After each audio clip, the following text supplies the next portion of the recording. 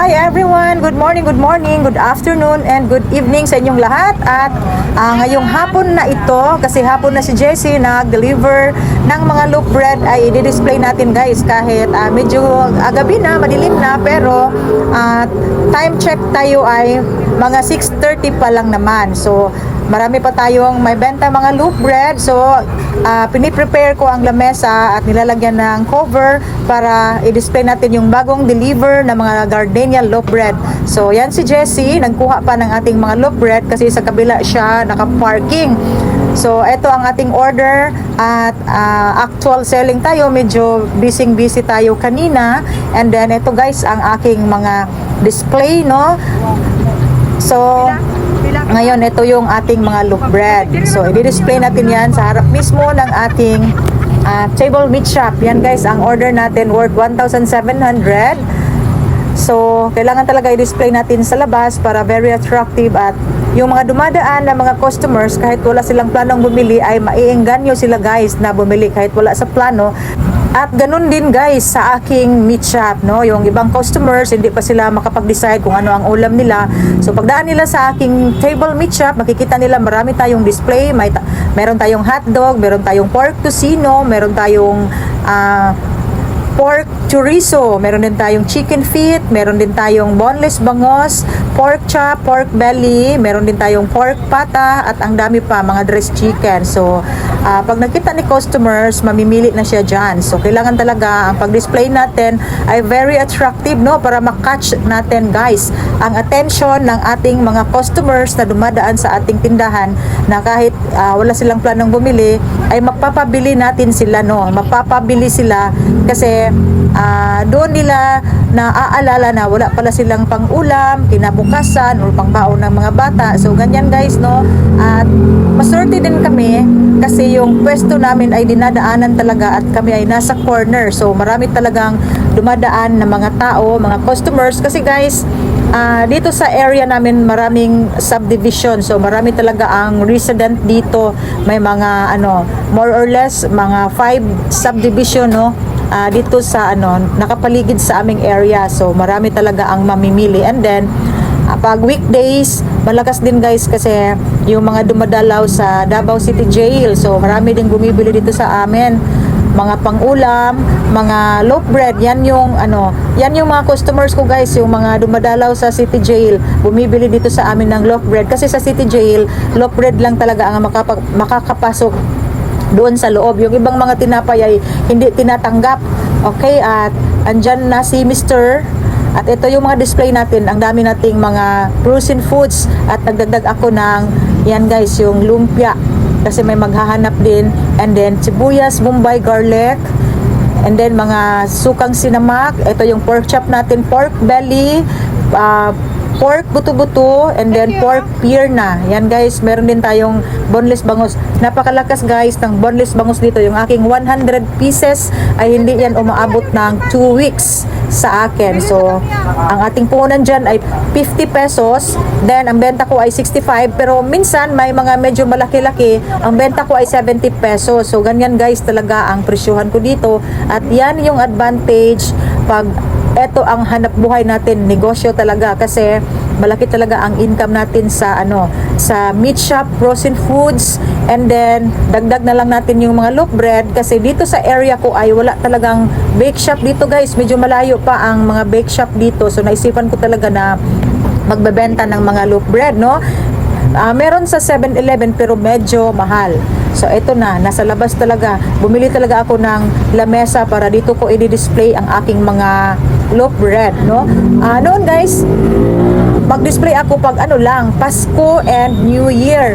Pero naisipan ko, kasi pag nasa loob lang ng aking tindahan ang mga loaf bread, kaunti lang ang maibenta natin. Unlike pag dinidisplay natin sa labas, dinadaanan ng mga customers, maraming dumadaan. So, nakita ko na mas marami ang maibenta namin pag nasa labas siya. So, yan, nilalabas ko talaga kahit hindi Pasko, hindi New Year. Kasi dati ang dinidisplay ko dyan ay loaf bread, mga sandwich bread, peanut butter. Pero ngayon ay everyday ay nagdi-display na ako. Pero sa hapon lang kasi pag sa umaga ay medyo mainit dito and alikabok. So, pag hapon na ay wala nang init, hindi na maiinitan yung display kong mga tinapay. So, panghapon ang display namin, pati na rin ang aking meat shop. Mag-umpisa kaming magdi-debone at magdi-display ay mga alas 3 na ng hapon. So, pag umaga ay kaunti lang ang display natin.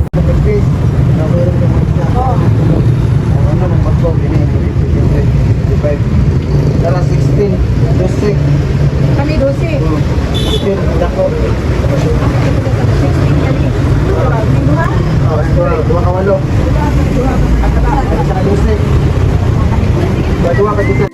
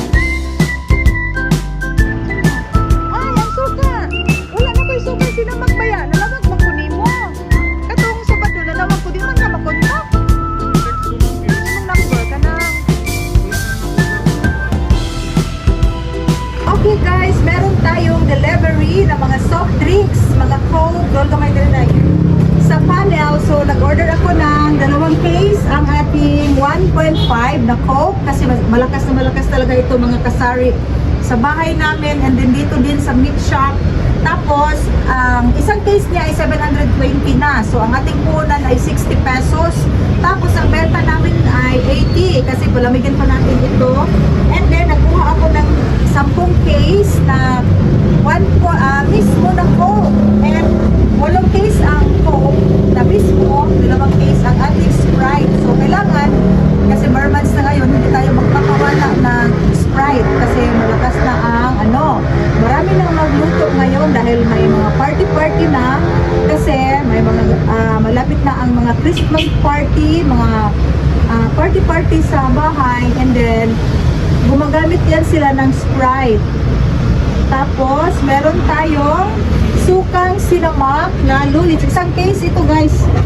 24 pieces ang laman niya. So, ang puhunan ko dito ay 45 pesos. Pag sa mall ito guys, alam nyo, 65 na ito. Tapos sa Lots for Less, 67. Pag direct tayo sa panel, 45 pesos lang. So, ang benta ko, mas mura pa nga ako sa sa Great Wall kasi 65 sa Great Wall. Ang benta ko dito ay 60 pesos lang. So, ito ay gagawin ko ng 65 ngayon. And then, nagdagdag ako guys ng long neck. Meron tayong tatlo na lang kasi ang natira sa panel. So, kinuha ko na lang ang tatlo. Tapos, meron tayong isang klase, itong kay Awi Sukarak. Ang puhunan natin dito ay 75 pesos lang. Ito ay 80 pesos. Pero, mas branded kasi si Lulit dahil nasa mall na siya. Tapos, ito yung kay Awi Sukarak. Ito yung kay Lulits. Yan guys. Mas mura ito. 38 pesos ang ating puhunan. Ito ay 45. Tapos, ito ay consignment pa. So, hindi natin aayawan pag pumunta dito si Awi Sukarak kasi dati ko na siyang suki. Okay.